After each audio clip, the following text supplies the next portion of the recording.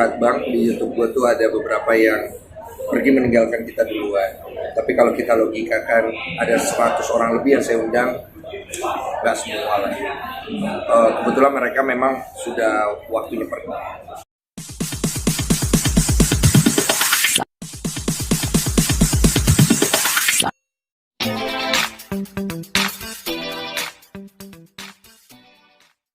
Dua gue nggak ada pikir apa-apa, ngeblank gue pikiran gue ngakhirin 2021, gue pengen istirahat dulu berapa hari gitu ya, capek banget gitu. 2022 apa ya, ntar gue pikirin dulu ya. Gue emang anaknya tuh nggak terlalu muluk-muluk gitu loh. Apa yang gue punya sekarang aja itu yang jadi selalu tiap hari ya, gue tuh selalu cuman apa yang gue punya, oh ya terima kasih, apa yang gue punya terima kasih. Jadi gue nggak mikir, wah gue pengen ini lagi, enggak, gue nggak kesana sih sebenarnya. Gue lebih ke mensyukuri apa yang gue punya aja udah gitu ya. Kalau misalnya 2022 nanti apa yang gue punya diambil, ya sudah, paling gue fokusnya ya gimana gue ngiklasinnya. Terus kemudian di 2022 kalau misalnya ada ditambahkan, gimana gue menyikapinya, udah gitu doang. Tapi kalau keinginan pribadi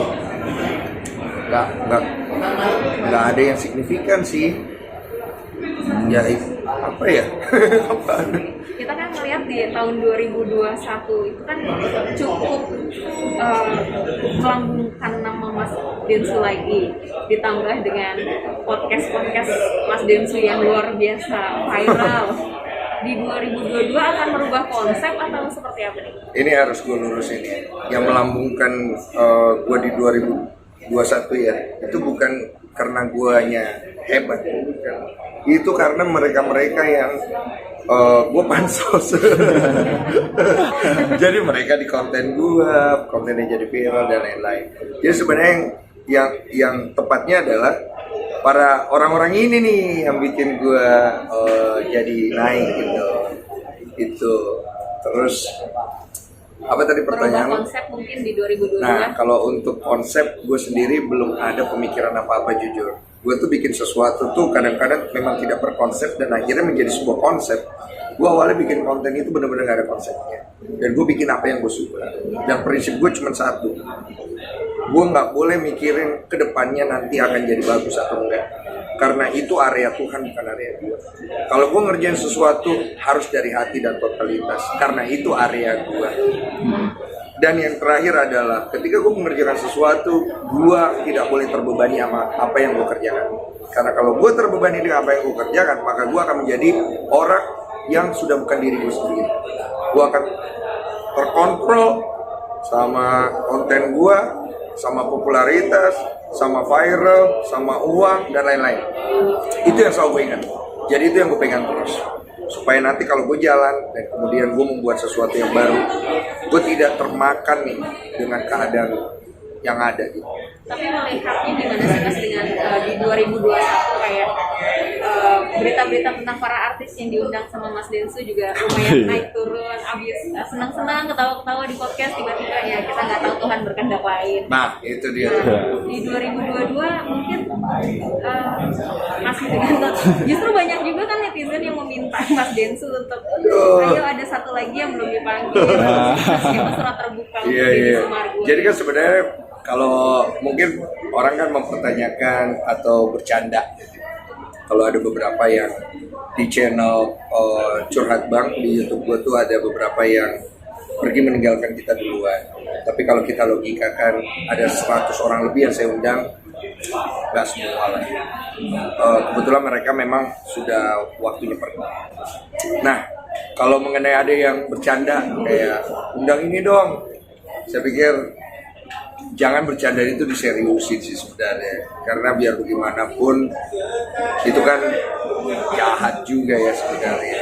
Kita kan, kalau gue pengen melihat orang yang kita tidak sukain berumur panjang.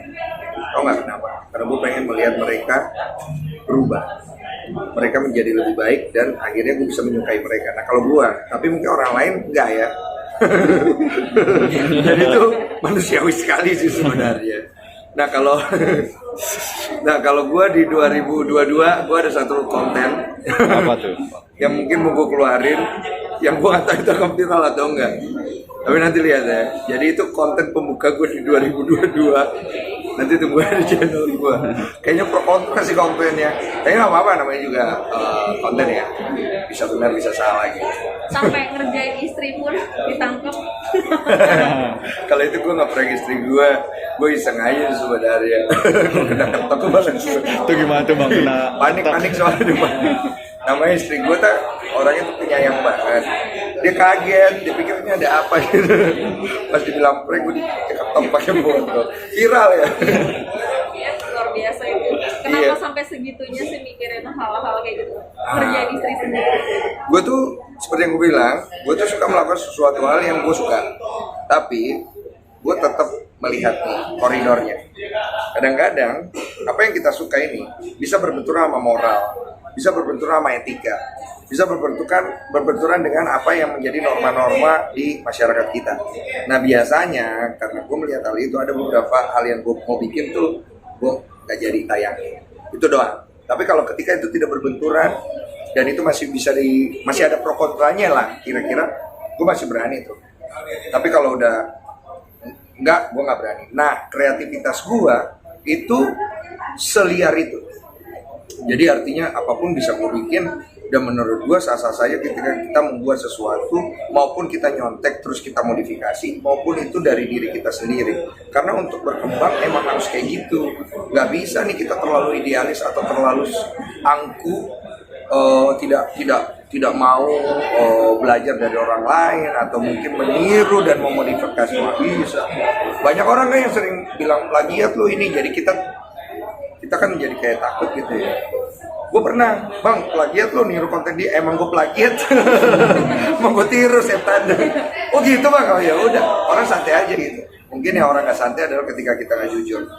Bang, tapi kan biasanya para konten kreator tuh punya tim ya. Oke deh, bulan depan kita akan garap ini, bulan ini kita harus ada ini, segala macam.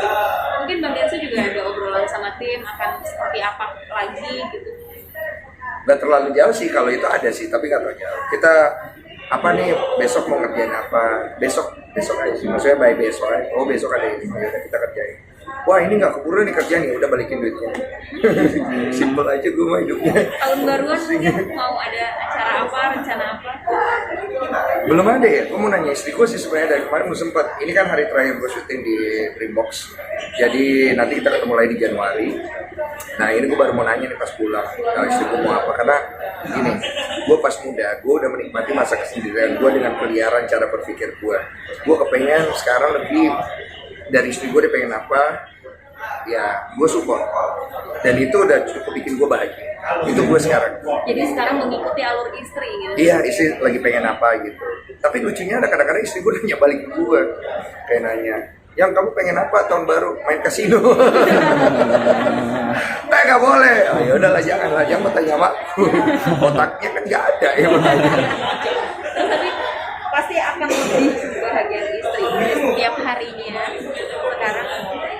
Gini ya, kalau orang bilang gue tuh berusaha membahagiakan istri, itu sebenarnya nggak ada di pikiran gue ya. Yang gue lakukan adalah berusaha menjaga rumah tangga gue vibes-nya enak.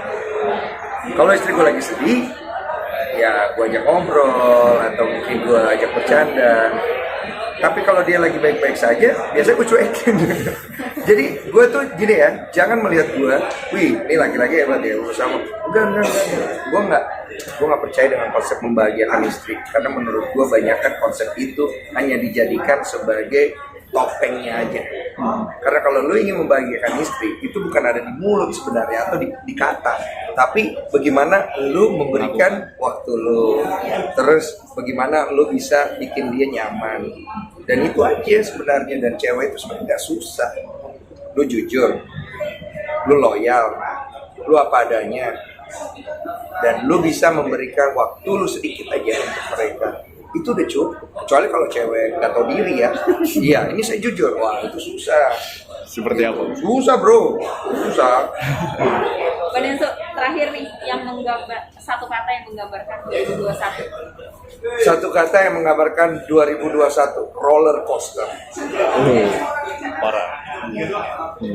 Kenapa sih? Iya, gue mengalami banyak sekali momen di mana gue ngerasa dia sangat dinamis banget ya, naik turun. Gue sempat kehilangan 2 orang yang bikin gue sangat sedih. Terus kemudian gue pernah ada satu lagi kejadian personal yang belum gue publikasi, tapi nanti ya, karena kita nunggu timing. Tapi kita bersyukur kita bisa terima dan kita tidak jadi kecewa ya, kita bisa ikhlasin aja.